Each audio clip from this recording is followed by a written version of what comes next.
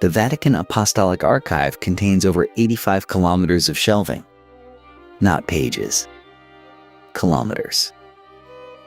And somewhere inside that climate-controlled labyrinth, past the vellum and the white gloves and the silence that feels more enforced than natural, sits a collection so sensitive that the church didn't destroy it, didn't deny it, didn't burn it in a courtyard at midnight. They did something far more unsettling. They built it its own room, gave it its own rules, and for centuries declined to mention it existed at all. So what does the oldest and most powerful religious institution in human history know that it decided was too dangerous not to keep, but too dangerous to share? Somewhere beneath the Apostolic Palace, a scholar in white cotton gloves is reading a letter that has not been touched in 400 years. The room is cool, kept at a precise 59 degrees Fahrenheit to slow the decay of parchment.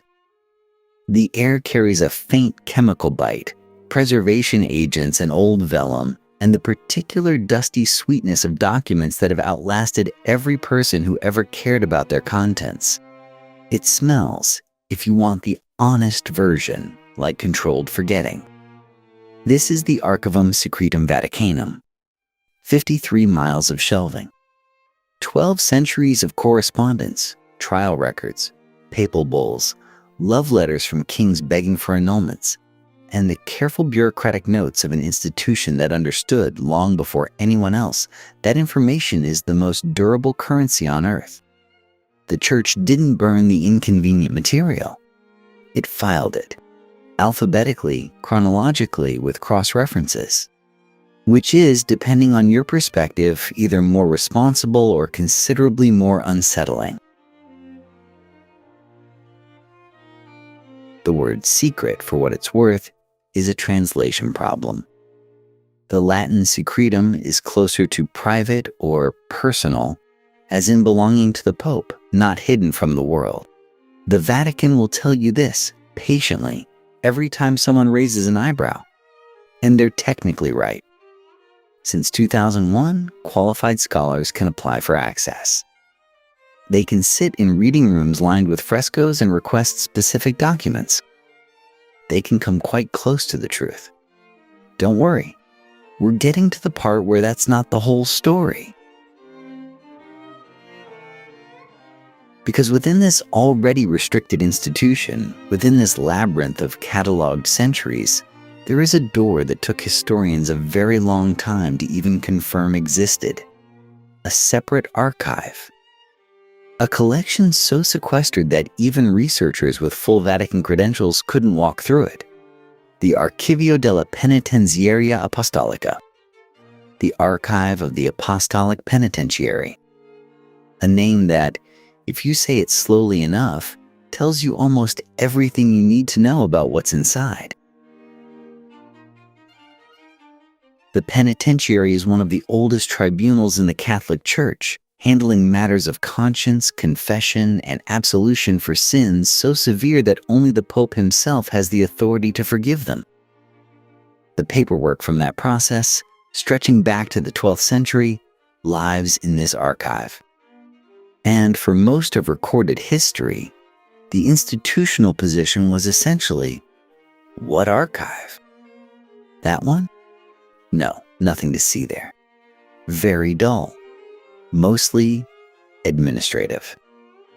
Here is the thesis this documentary intends to sit with for a while. Destruction is amateur work. When you burn a document, you create a mystery. People spend centuries wondering what was in it. But when you preserve a document, seal it, classify it, and maintain absolute control over who may read it and under what conditions, you don't erase power. You concentrate it.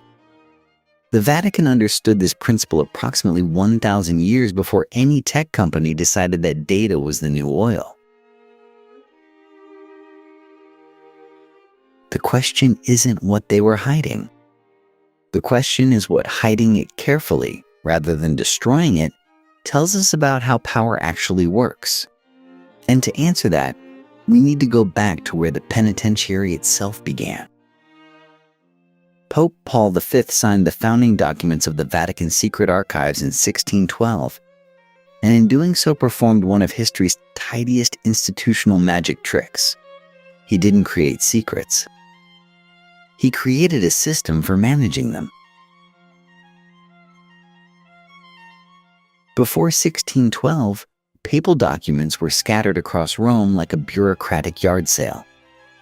Stored in the Castel Sant'Angelo in the Lateran Palace, in various sacristies and strong rooms that had accumulated centuries of correspondence, the way attics accumulate everything no one wants to look at directly.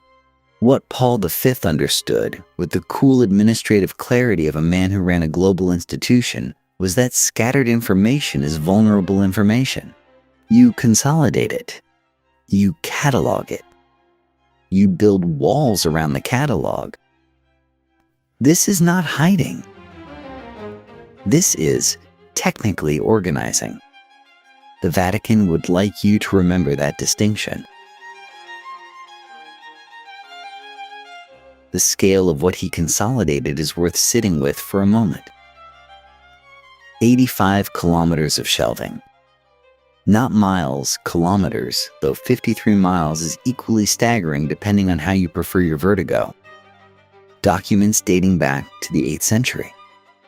The correspondence of monarchs, heretics, saints, and people who were briefly all three. If you pulled a single document at random, you might find a letter from Michelangelo. You might find correspondence between the papacy and Kublai Khan's grandson, Arghun of Persia, from the 1280s, negotiating a possible Christian-Mongol alliance against the Muslims of the Holy Land. You might find the original papal bull excommunicating Martin Luther, the one that started a permanent fracture in Western Christianity, filed neatly in its proper folder, cross-referenced, preserved. Someone wrote Michelangelo's address on an envelope. Someone sealed it. Someone on the other end opened it. And now it sits in a climate-controlled room and no one alive has touched it in 400 years. There is something almost unbearably intimate about that. Here is where the word secretum becomes the Church's most useful conversational tool. Private, not hidden. Belonging to the Pope, not concealed from humanity. Since 2001, scholars can apply for access. The reading rooms are genuinely beautiful, which feels deliberate. You submit credentials. You specify in advance exactly which documents you wish to examine. You are not permitted to browse. There is no wandering the stacks, running a finger along the spines, seeing what catches your eye. You must already know what you are looking for before you are allowed to look for it. Consider, for just a moment, how elegantly that rule functions as a barrier. If you don't know a document exists, you cannot request it. If you cannot request it, no one has technically hidden anything from you. It is a system designed by people who understood that the most powerful secrets are the ones you never have to actively conceal, because no one knows to ask the right question.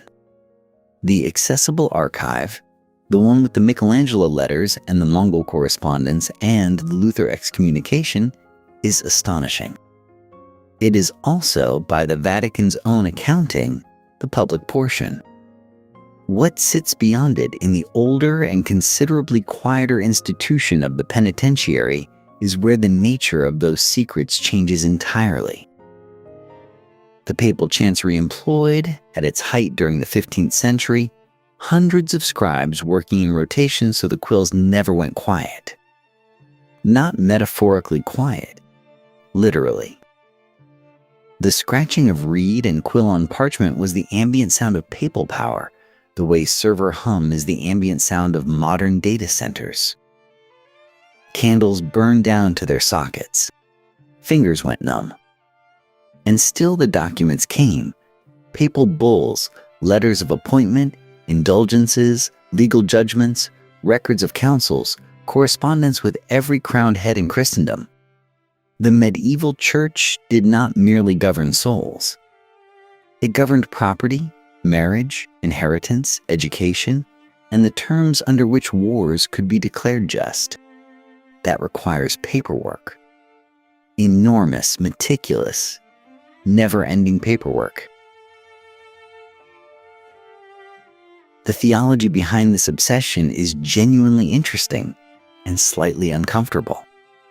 Christian doctrine held that God was omniscient. God saw everything. Nothing could be hidden from divine judgment, including the sins of popes. This created a peculiar institutional logic. If God already knows, then destroying records is not protection. It is merely a lie told to future humans. The Church's commitment to truth, however inconvenient, demanded that damning documents be preserved alongside the flattering ones. You could not burn the evidence. The evidence was, in some sense, already witnessed by an audience of one who was not impressed by bonfires. This is why the Apostolic Penitentiary, established formally in the 13th century, kept records at all. It shouldn't have on any practical grounds. The penitentiary was the tribunal handling Christendom's most sensitive cases, sins so severe they required papal absolution, matters of conscience so explosive they could not pass through ordinary ecclesiastical channels, murders, heresies, violations too specific to describe in public correspondence. These were the confessions of the powerful, the crimes of the clergy, the theological emergencies of a faith trying to manage human behavior at continental scale. Every instinct says, burn those files. The theology said otherwise. So they were kept sealed in iron-bound chests behind wax seals bearing the fisherman's ring, stacked in rooms that smelled of tallow and old parchment and the particular dry cold of stone walls that never quite warm up. The physical transition from parchment to paper, gradual through the 14th and 15th centuries, meant the archive grew faster and cheaper to maintain. More documents, more cases, more secrets filed in their proper order, cross-referenced, preserved. Not hidden. Never hidden. Simply not for you. The penitentiary became, over those centuries, something distinct from the broader archive. A repository not just of history but of absolution. And one case, eventually, would test the limits of what even that system was designed to contain. Henry VIII of England submitted his first formal petition for annulment from Catherine of Aragon in 1527, and the Apostolic Penitentiary received it the way a very polite institution receives something it already knows will cause catastrophic problems, carefully, quietly, and in writing. This is what the archive actually contains. Not just the famous trial documents, the papal bulls, the public correspondence between kings and cardinals. Those live in the main archive, tidied into their bureaucratic categories. What the penitentiary holds is the paperwork underneath the paperwork. The internal deliberations. The political calculations written in the margins. The notes passed between papal advisors trying to figure out how to grant an English king his divorce without admitting they had already granted similar favors to other European monarchies under nearly identical circumstances. Because they had. The archive proves it. Repeatedly. This is why these documents were dangerous then, and why they remain quietly extraordinary now. The Apostolic Penitentiary was the Church's supreme tribunal of conscience, and it operated entirely outside the normal courts. When a sin or a legal question was too sensitive for ordinary channels, too politically loaded, too likely to set a visible precedent, it came here. Dispensations for secret marriages between European nobility. absolutions for heresy granted to political allies whose continued loyalty to Rome was worth more than their theological purity. Clergy confessing to murder, to simony, to offenses that would have scandalized their congregations, receiving absolution in sealed proceedings that left no public trace except the one filed carefully in iron-bound chests in a cold stone room in Rome. The function of all this filing was mercy. Officially. And mercy it was, in the sense that these people received it. But the records reveal something the Church could not afford to say out loud. That mercy was not distributed randomly. It followed power. It followed usefulness. A bishop who murdered a political inconvenience and a peasant who stole bread were not processed through the same system, and the archive documents this with the cheerful impartiality of a ledger that has no opinion about what it records. The Galileo material is its own category of uncomfortable. The famous trial documents, the abjuration, the formal condemnation, those are in the main archive and have been studied extensively. What the penitentiary preserved separately were the internal discussions. How much the Church knew before the trial, which advisors argued for accommodation and lost, the specific political calculations that made condemning Galileo more convenient than the alternative. These were not documents of doctrine. They were documents of strategy. The distinction mattered enormously to an institution whose authority rested on the claim that its decisions were theological rather than tactical. Don't worry, it gets more intricate. Because the same logic applied to Henry. The penitentiary files on the English annulment question show, with quiet clarity, that Rome had already bent equivalent rules for the French crown, for the Spanish crown, for half a dozen noble houses whose marriages had become politically inconvenient. The problem was not canonical. The problem was Catherine's nephew, the Holy Roman Emperor Charles V, who had rather a lot of troops stationed near Rome in 1527 and was not enthusiastic about his aunt being set aside. The theological objection to Henry's annulment was real. The reason it proved suddenly insurmountable while other equally questionable annulments sailed through the penitentiary without incident was documented in the margins of administrative correspondence that no one was supposed to read afterward. England left the Church. Roughly 80,000 people died in the religious upheaval that followed over the next century. The paper trail that preceded it sits in a sealed archive in Vatican City, cross-referenced and preserved. The Church kept these documents because the theology demanded honesty about what had happened, even when what had happened was not flattering. But keeping them created its own problem, one the Vatican has been navigating ever since. What do you do with proof that your institution is human? That question, it turns out, has its own archive. In the summer of 1810, Napoleon Bonaparte ordered his archivists to pack up the entire Vatican archives and ship them to Paris. Not copies, not selected documents. Everything. This was not an impulsive act.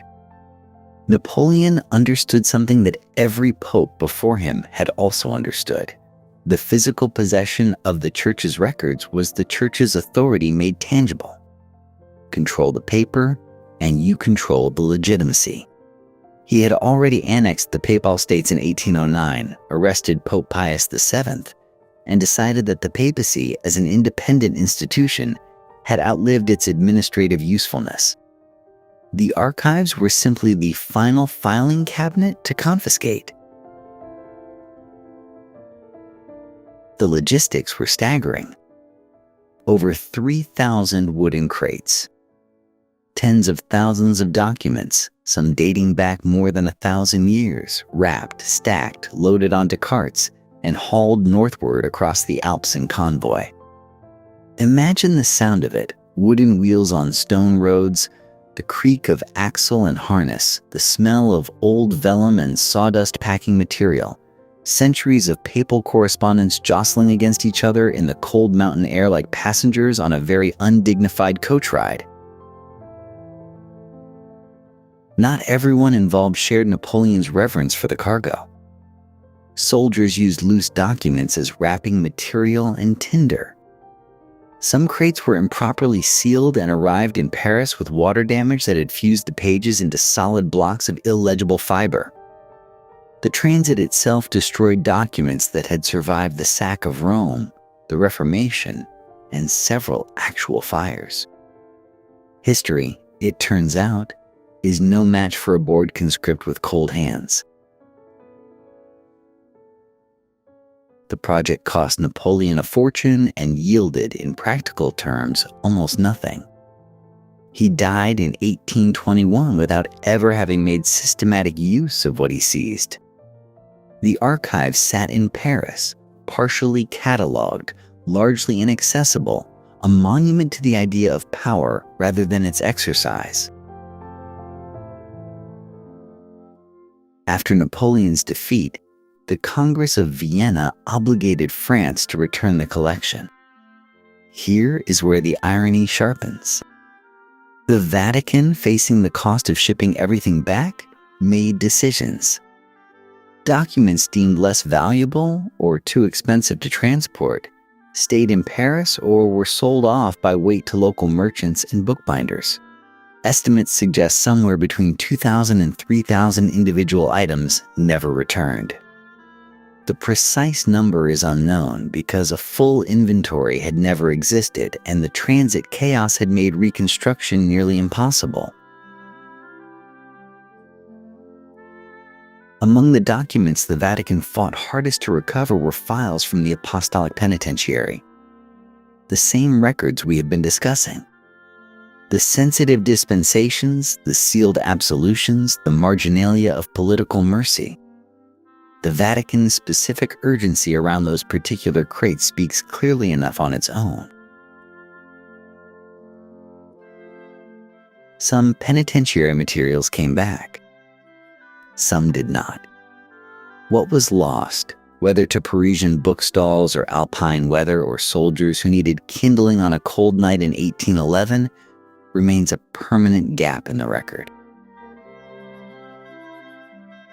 Napoleon had tried to possess the church's memory and instead managed to damage it irreparably. He had proved his point about the power of physical records, just not in the direction he intended. The documents that survived the journey home returned to Rome, to the stone corridors and iron-bound chests.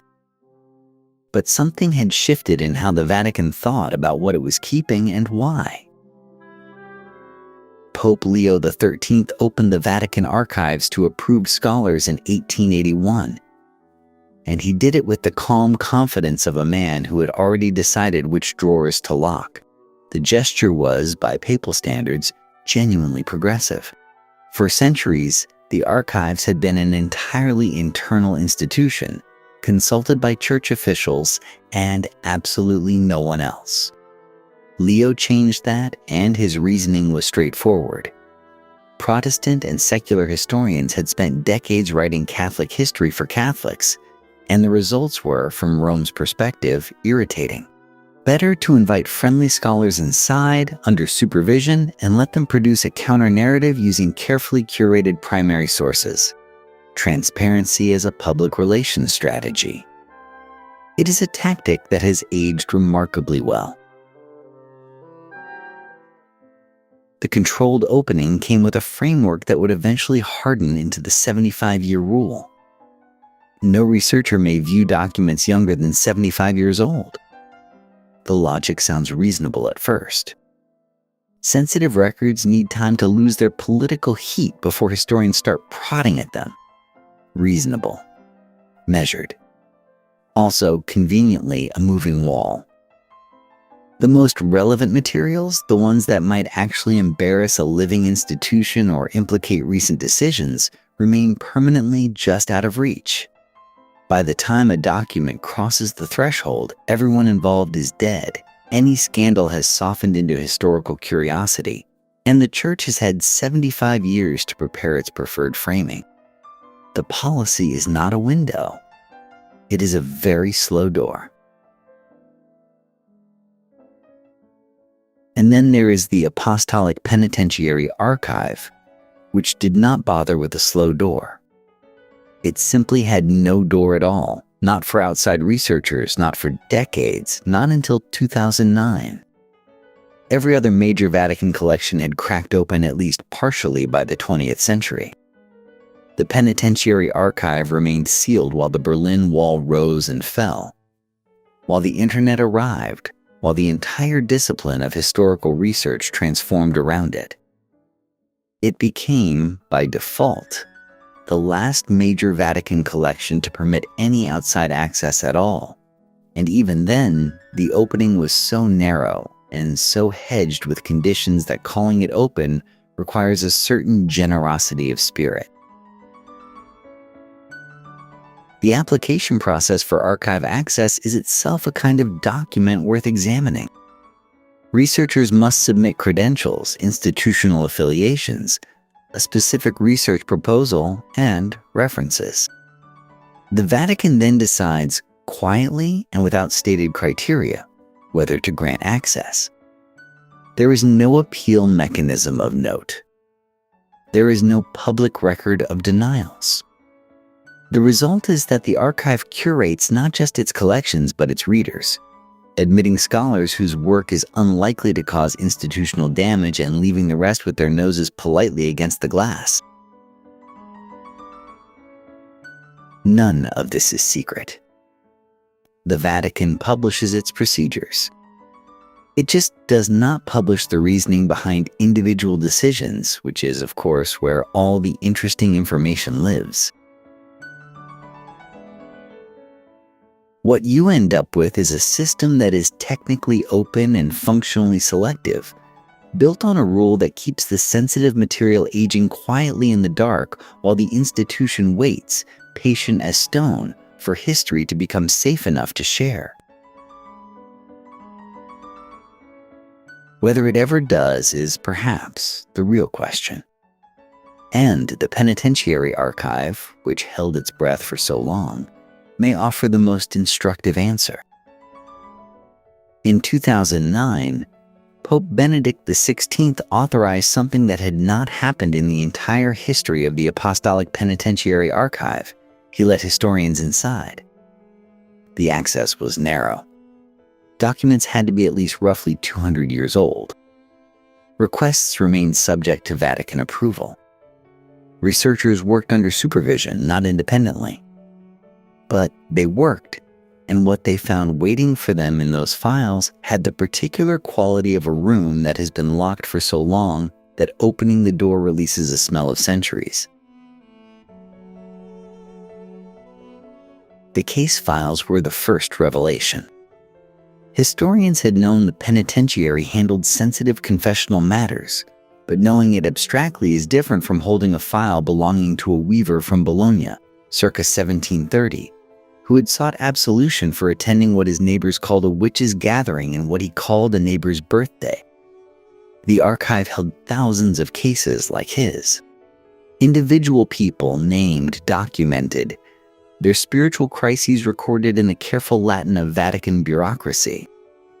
Each file is a small portrait of someone trying to navigate an institution that held the keys to their eternal fate, which is, as power structures go, quite a leverage point.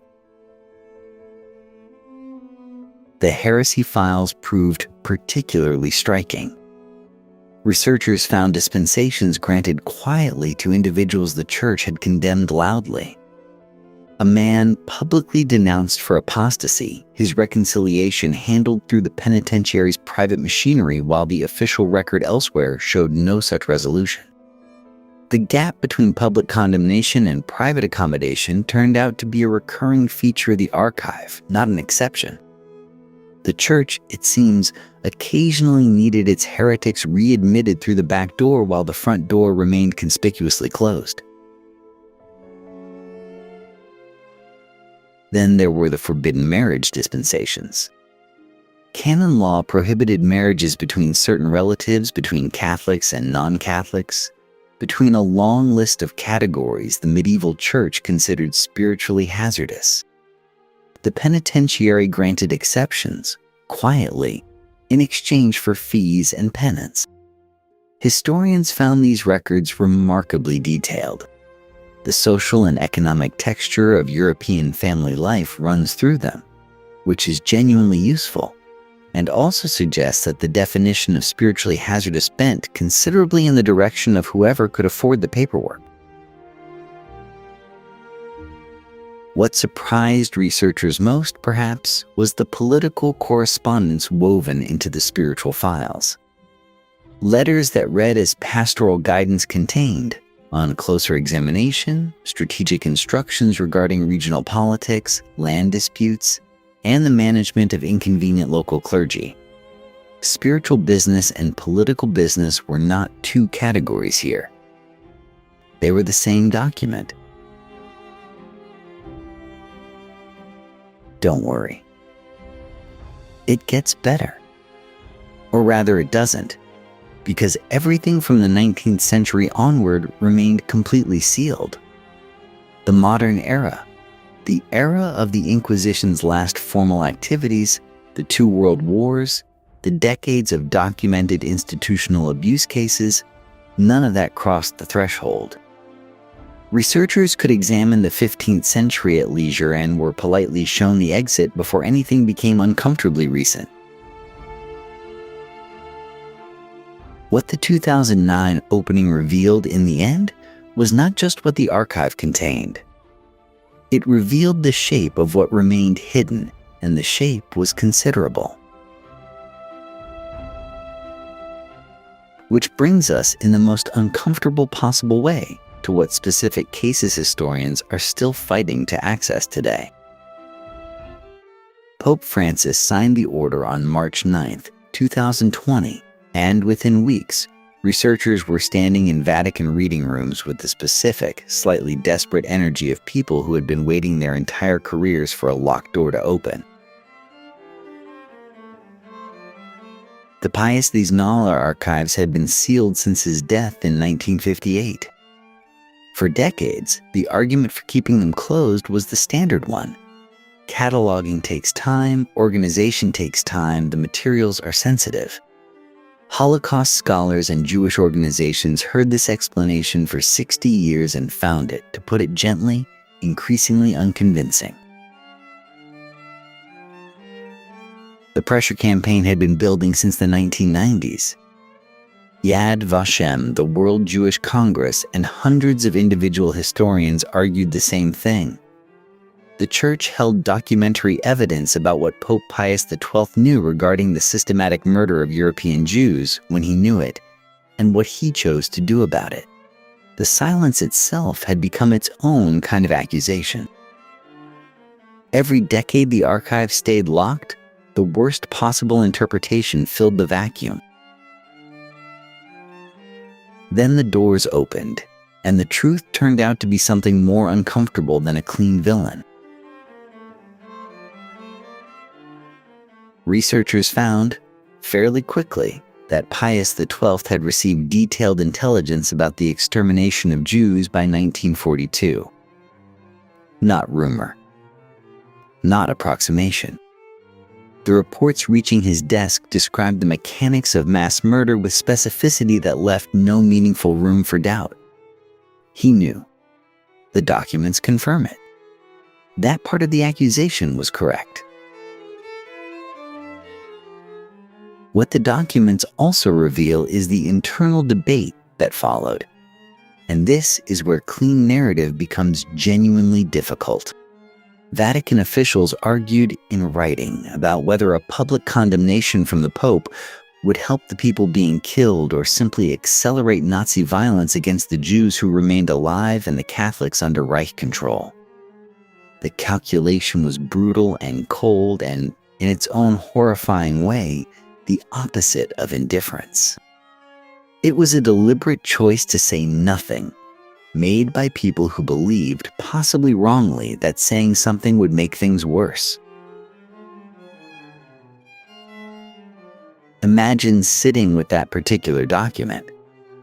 Imagine the handwriting of someone weighing whether speaking about a genocide might cause a larger genocide. The complexity deepens further. Other documents show the church quietly facilitating the escape of Jewish refugees through networks of monasteries and convents, providing false papers, offering shelter. At the same moment, Vatican diplomats were maintaining cordial relations with the Reich. Individual priests and nuns were hiding people in basements. The institution and the humans inside it were not doing the same thing. None of this absolves the silence, but it does replace a simple story with a messy one, which is, historically speaking, what usually lives inside sealed archives, not proof of single clear guilt.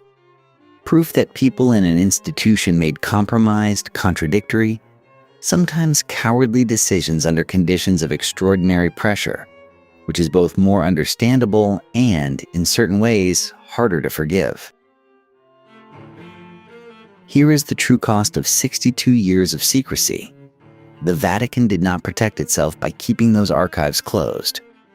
It created a narrative space that was filled, inevitably, by accusations calibrated to the worst possible reading. The cover-up became the story. The sealed door became the evidence. By the time the documents were released, any nuance they contained had to fight its way through 6 decades of assumption, and nuance is not a great fighter. The historical record shows a pope who knew, who chose institutional caution over moral clarity, who protected the church while Europe burned. That record is damning enough. It did not need the additional weight of a cover-up to make it worse. And yet, what the 2020s gave historians was finally the ability to argue about the actual evidence instead of the shape of its absence. That is progress of a kind. Messy, belated, deeply insufficient progress. Which raises the question that has been present in this entire documentary, patient as a stone. If the archives that finally opened contain this much difficulty, what possible justification remains for the ones that haven't opened yet? Every powerful institution in human history has eventually arrived at the same conclusion. Burning documents is a mistake. Not a moral mistake, necessarily. A practical one. The British learned it. The Americans learned it. The Soviet archives, when they finally cracked open after 1991, revealed that even committed destroyers of evidence had kept far more than they intended, because the instinct to preserve runs deeper than the instinct to conceal. Information feels like power, and power feels worth keeping. The Vatican arrived at this conclusion roughly 15 centuries before anyone else, and they arrived at it through theology rather than politics, which turns out to produce a much more durable institutional commitment. The logic runs like this. The Church positions itself as the guardian of truth, divinely appointed and historically continuous. To destroy a record would be to introduce a lie into that continuity. A gap in the archive is a kind of dishonesty, and dishonesty is theologically incompatible with the institution's self-image. Therefore, even the inconvenient documents survive. Even the records of trials gone wrong, popes gone strange, and decisions that history would find difficult to defend. They survive because destruction would be a sin, and the Church keeps careful track of sins. The political logic, it turns out, is even more elegant. A sealed record is not a destroyed record. A sealed record can be opened selectively for an ally who needs reassurance, for a negotiation that requires proof of good faith, for a strategic moment when a partial revelation serves a current purpose. Popes have been doing this for centuries, producing documents from the depths of the archive with the timing of someone who had been holding a card and finally decided to play it. A burned document cannot be played. It is simply gone, and gone offers no leverage. Compare this to secular models. The American classification system, the British Official Secrets Act, the French equivalent. All of them converge structurally on the same solution: preserve everything, restrict access, review periodically, release strategically. The vocabulary is different. The theological scaffolding is absent. The result is nearly identical. What the Vatican understood first and understands most completely is that restricted knowledge is a form of currency. It accumulates interest. It becomes more valuable as it ages. The archive is not a storage problem.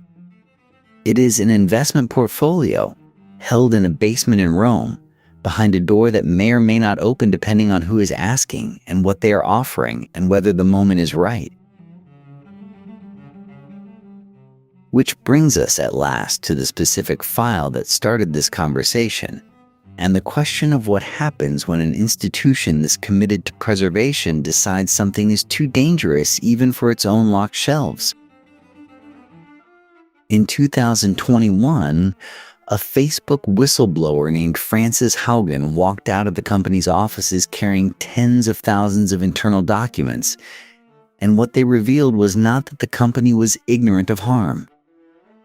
It was that the company had studied the harm, cataloged it, filed it, and kept it.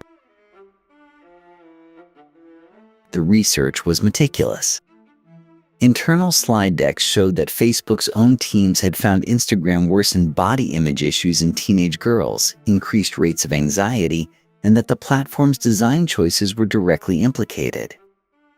The documents existed.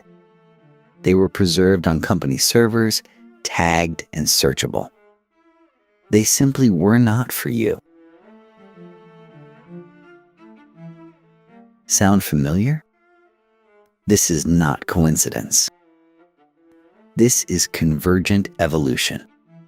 When institutions grow large enough and powerful enough, they arrive independently at the same strategy the Vatican pioneered somewhere around the 12th century. Don't delete. Restrict. Control the door, and you control the truth. The tobacco industry understood this instinctively.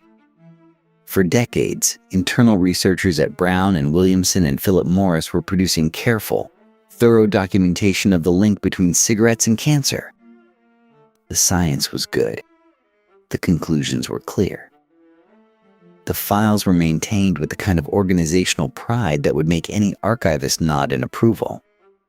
They were simply sealed behind corporate walls, available to executives and lawyers, invisible to the public dying to know. The government version smells of coffee and fluorescent lighting and security clearance paperwork. Classified drone strike assessments, surveillance program reviews, intelligence failure postmortems. Not shredded, not burned, just locked behind clearance levels that most people will never reach. The Pentagon Papers existed before Daniel Ellsberg copied them. The NSA's surveillance architecture was documented internally before Edward Snowden arrived. The information was always there. The access was the variable. What the Vatican understood, and what every institution eventually relearns, is that destroying information is an act of weakness. It says, we could not contain this. Restricting information is an act of power. It says, we decide who knows, and when, and how much. Restricted knowledge compounds. A corporation holding internal safety research has leverage over regulators who need that research to do their jobs. A government holding classified assessments has leverage over allies who suspect the truth and enemies who cannot confirm it. The Vatican, holding centuries of sealed correspondence between popes and kings, held leverage over the descendants of those kings who would very much prefer certain letters stay unread. The archive is not a liability. The archive is the asset. Frances Hogan understood something important when she walked out with those documents. The act of disclosure was not the discovery of new information. It was the forced transfer of access. The knowledge already existed. She simply moved it from one side of the door to the other. Every whistleblower in history has done the same thing. They did not create the truth. The institution created the truth, then locked it up, and the whistleblower found the key. Which raises the most uncomfortable question this documentary has yet to ask. What happens when the institution decides even its own archivists shouldn't see something? That is where we go next. 53 miles of shelving. That is the current estimate for the physical length of the Vatican's secret archive, now rebranded with the slightly less ominous name Apostolic Archive in 2019, as though the problem was always the marketing. Of those 53 miles, a meaningful portion has not been properly cataloged since the 18th century. Not because the Vatican lacks scholars, not because the documents have been destroyed, simply because the collection is so vast, so layered, so quietly accumulating across centuries that even the institution sitting on top of it cannot fully account for what it owns.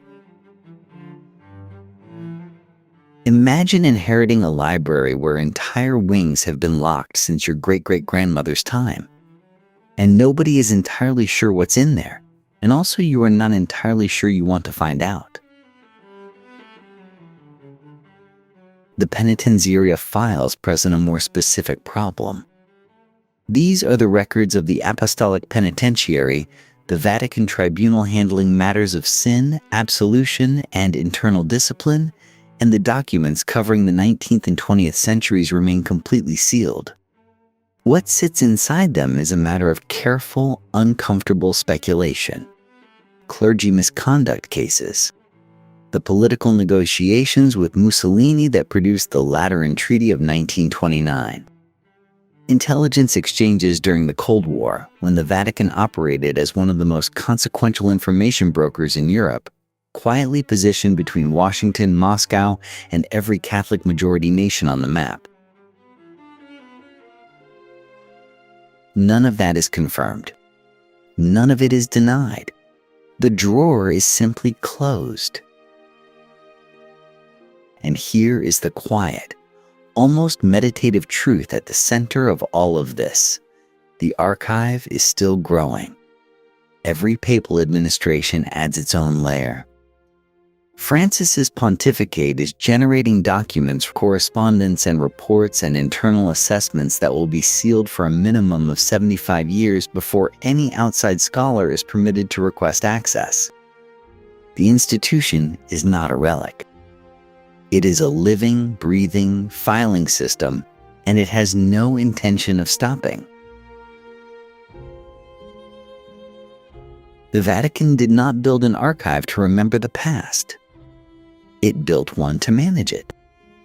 And somewhere in those 53 miles in collections uncatalogued since powdered wigs were fashionable, in sealed tribunals covering decades the Church would rather process privately, the full account of one of the longest-running institutions in human history sits in the dark, smelling of old vellum and careful discretion. We will likely never read all of it. Perhaps nobody will. The most powerful archive in the world may be one that outlasts every person curious enough to open it. The archivists arrive before the scholars do. They always have. In the cold morning corridors beneath the Vatican, before the reading rooms fill with researchers in white gloves and careful posture, The people who actually tend this place are already at work, checking humidity, logging requests, sliding folders back into their proper silence after yesterday's brief, supervised exposure to outside eyes. It is quiet work. It is patient work. It is, in its own strange way, an act of faith. The belief that the document matters, that it deserves to survive, that someone in some future century will need to know what happened here.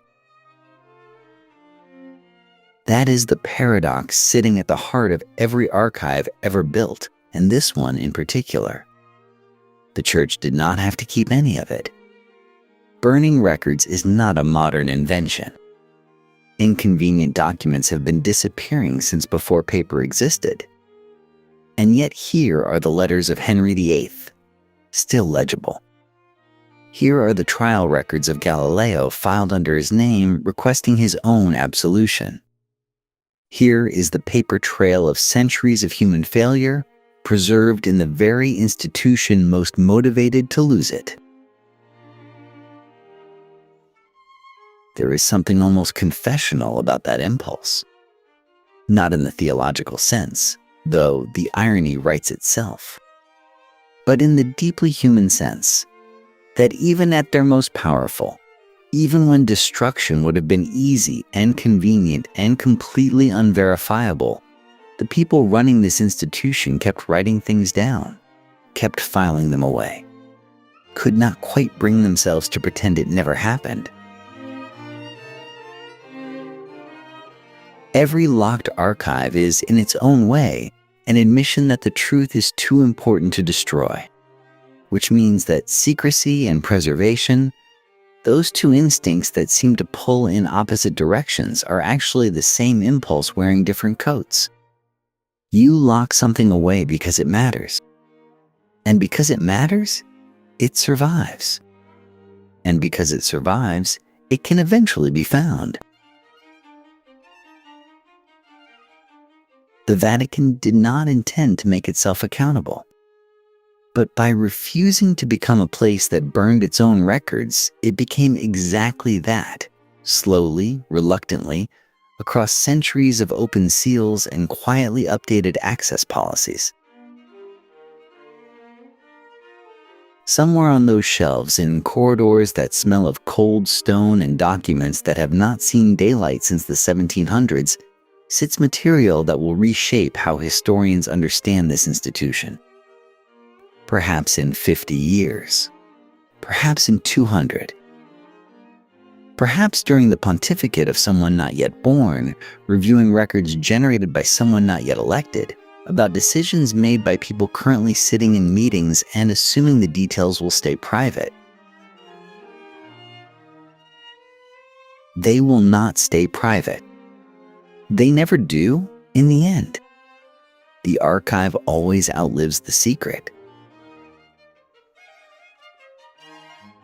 And there is something genuinely comforting in that, if you are willing to sit with it. Not because justice is guaranteed or because the truth always surfaces in time to matter. It often does not. But because the locked door is still a door. And every door is, at minimum, a promise that something worth knowing is waiting on the other side. The archivists know this. They just do not say it out loud. They go back to checking the humidity. The documents keep waiting. And somewhere in the dark, history continues taking very careful notes.